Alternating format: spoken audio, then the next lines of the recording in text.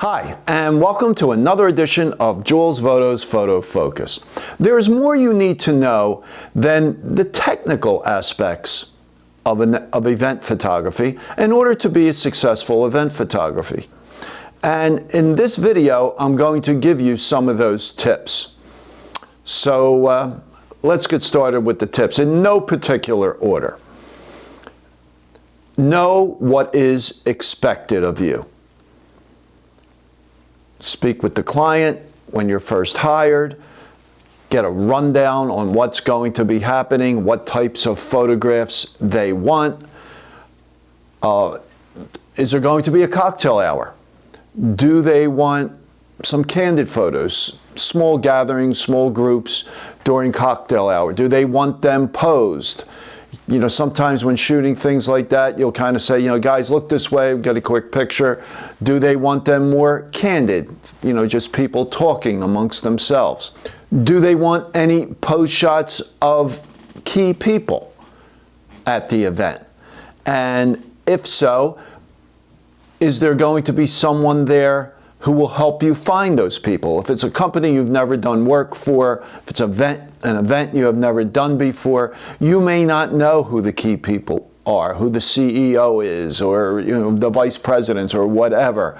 So will they have someone there who will help you to find those people, someone who knows those people? Will there be speeches or some type of presentations or other things happening? And if so, what will be the order of those things? Usually there'll be some speeches first, and then if there's presentations, that'll follow, but you need to know the order of things. And will they have a program that you could follow along with? A lot of times there's a printed program, especially if it's some type of award ceremony, so you know what is happening. And if there isn't a program, then you need to find out from either your client or a contact person at the event, or if there's a DJ or band at the event, find out from the DJ or the band leader, or someone at the venue who will know what is happening and will keep you apprised of when these things will be happening. It's important that you know the order of things. It's very important, so that you're there, that you're ready. If you needed to change batteries or put in another card in your camera, you need to know when these things are happening. And let's say it's a wedding. At a wedding, usually things are pretty well planned. Bride and groom come in, there's the first dance, there's a toast. Later on, of course, there will be some other dances, maybe the groom with his mom, the bride with her dad, a throwing of the bouquet, a cake cutting. So you need to know when those things are going to be happening. And if there's a DJ or a band, again, connect with them, introduce yourself to them so they could keep you updated on when these things will be happening. And sometimes at a smaller event, there really is no one kind of running things. Recently, I did a 25th anniversary mass for a priest. And there was a really nice cake there, so congratulations, Father.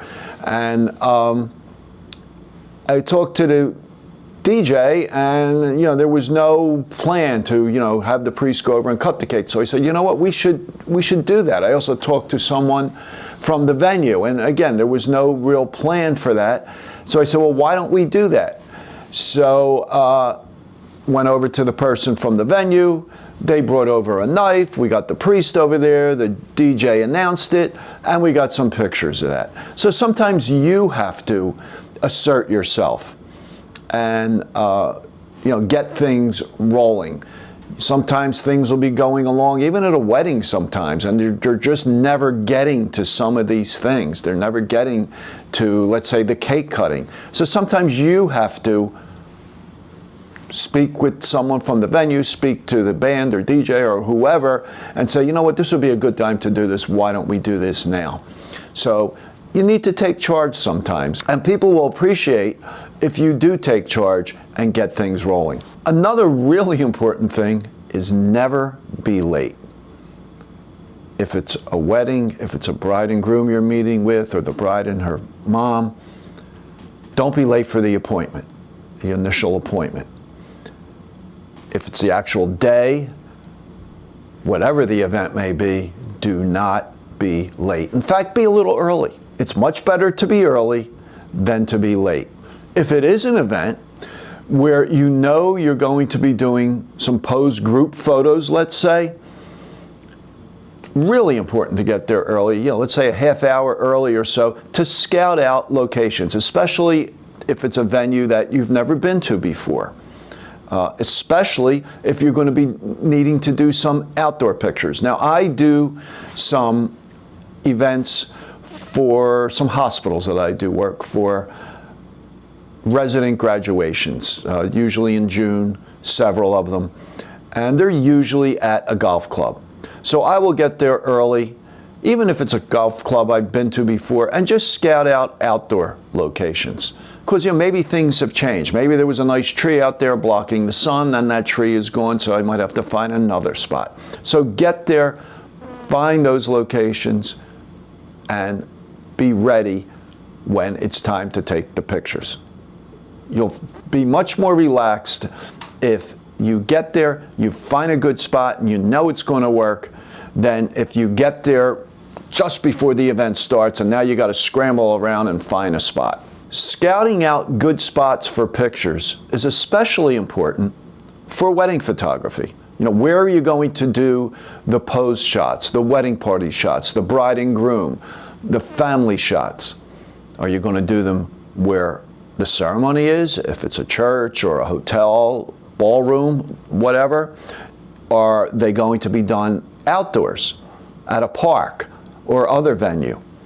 Will they be done at the location where the reception is? So you need to scout those locations out ahead of time. And I would always do that when I was doing wedding photography, especially if it was a venue or a church or a park I had never been to before. And especially for the outdoor locations, you want to scout it out at about the same time of day that you're going to be shooting the pictures, because you want to see where the sun is, if there's shade, what suitable backgrounds there are, whether it be trees or a nice building. So that's really important. And even for indoor locations, a lot of times if it was a church I had never been to, I would go there, and they have no problem. You call ahead, you make sure from the couple or the wedding planner that you get a phone number of a contact person at the church or the catering hall or the country club or hotel, and you visit that location ahead of time. You don't want any surprises on the day of the wedding. Now, another thing when it comes to outdoor locations for wedding photography, and any photography for that matter, it's good to know what you're going to be dealing with. For example, have alternate plans. Let's say it rains the day of the event. Well, obviously you can't use an outdoor spot, so you need to know that there's a suitable indoor spot. If the bride and groom had picked out a really nice park, but it's raining, well, what are you going to do? You need an alternative location. But what if it rained the day before? What if there was a soaking rain the night before the wedding or event, or even the morning of, and the location you plan to use, it was just grass. There were no paths, there were no concrete or brick paths or tile paths, whatever, that you could stand people on. If the ground is soaking wet, the bride's not going to want to stand in that grass and sink in and ruin the bottom of her gown. So, you need a plan A if it's a beautiful day, a plan B if it rained the day before, a plan C if it's raining during the scheduled time where you're going to do the outdoor pictures. You need to have an indoor spot. So You don't want any surprises. You want to have everything ready to go, and that makes your day so much smoother. That you don't, you're in the church and it's starting to rain and you don't have a spot to do the outdoor pictures. Well, if you had planned ahead of time, maybe you could come back into the church. Now, I had a situation once that happened. We had an outdoor location, but we had an alternative at the reception because there was another ceremony immediately following at the church. And you'll run into that sometimes in June or September, October, when there's a lot of weddings. So have alternative plans. Back when I started doing weddings, and I don't do weddings any longer, was no GPS. So I would print out directions, have them with me. And like I said, I would usually drive to the location ahead of time. Again, especially if I had never been there before. Even now, if I'm going to a location I have never been to before, and it's a little out of the way, I sometimes will have printed directions with me, just in case I don't have good GPS reception. That can happen. So I always have, like I said, a plan A, a plan B, sometimes a plan C. Another thing that's important is how you dress. Dress appropriately for the event. For a wedding, dress like the guests are dressing. Now, I used to wear a tuxedo. When I first started in wedding photography, I was working for a large studio out of Philadelphia, and they required you to have a tuxedo. And when I started doing my own weddings, I continued that, wear a tuxedo. In fact, one wedding I did, the groom's tuxedo was too small. His jacket was too small. I said, well, you know what? Wear mine. It'll fit you better. And we did that. We swapped tuxedo. It wasn't important if mine was a little tight, but for the groom, it needed to fit properly. Unfortunately, the jacket that I had fit him perfectly, and we just switched back at the end of the day. So, I always think it's important that you dress to fit the event. If it's a corporate event, you don't need a tuxedo, but, just dress, again, like the people at the event will be dressing. I would usually wear, either a suit or a sport coat and dress pants, dress shirt with a tie, sometimes without a tie. Ties you're not seeing as much anymore for gentlemen. For ladies, some type of a business suit or a nice dress. You need to be comfortable. You need comfortable shoes. Make sure your shoes don't make a lot of noise. Especially if you're in a church during the ceremony, you don't want to be walking up that aisle and clackety clack as you go up the aisle, and so you want to be unobtrusive as possible. If it's an outdoor event, you could dress casual, be comfortable.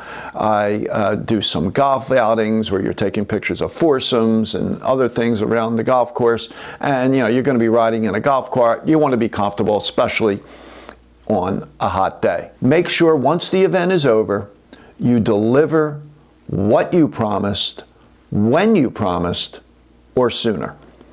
Now, most events today that I shoot, in fact, just about everything, I'm not delivering prints anymore. I don't do weddings, so I'm not delivering proofs or albums. But I am either emailing digital images or I'm putting them into an online gallery and sending the client a link. So make sure you get that done quickly. In fact, I always try to get it to them sooner than promised. If the event, let's say, is Saturday and I tell them you're going to have your pictures by Tuesday, I always get them to them by Monday. That's important. It's important for your reputation. As I said earlier, it's important to get there a little early. Well, it's also good to deliver the images a little early, and don't be late. So to end this, It's important to get all the technical aspects of photography correct when doing event photography, or any photography for that matter. Make sure your exposures are proper, your focus is good, your compositions, and all those things, and that you're getting the shots that you need to get. But it's also important for these other things, for these non-photography things. It's important for your reputation. You're going to get more jobs if the client is pleased with your work, but also if you were on time, if you got them the pictures quickly, they may recommend you to others. And that is the best way to get additional work. It's the recommendation of someone you already did work for. So I hope this was helpful if you're an event photographer, if you're planning to be an event photographer. You know, a lot of times when you're starting out, I know it happened to me, people heard I was, taking pictures, they saw some of my work, and then friends and family would say, will you do my wedding? Maybe they were on a budget, they didn't want to go hire some big studio. And when starting out, it's pretty easy to get work doing wedding photography. So I hope these tips, if you plan to do that, will help you. So if you have any questions on anything I spoke about in this video, please leave your questions or comments in the comments below. I always try to respond to all comments and questions. And if you like this video, please give it a thumbs up and subscribe to my channel. I usually publish a new video every Monday morning and Wednesday morning at 11 a.m. Eastern Time. So I will talk to you next time.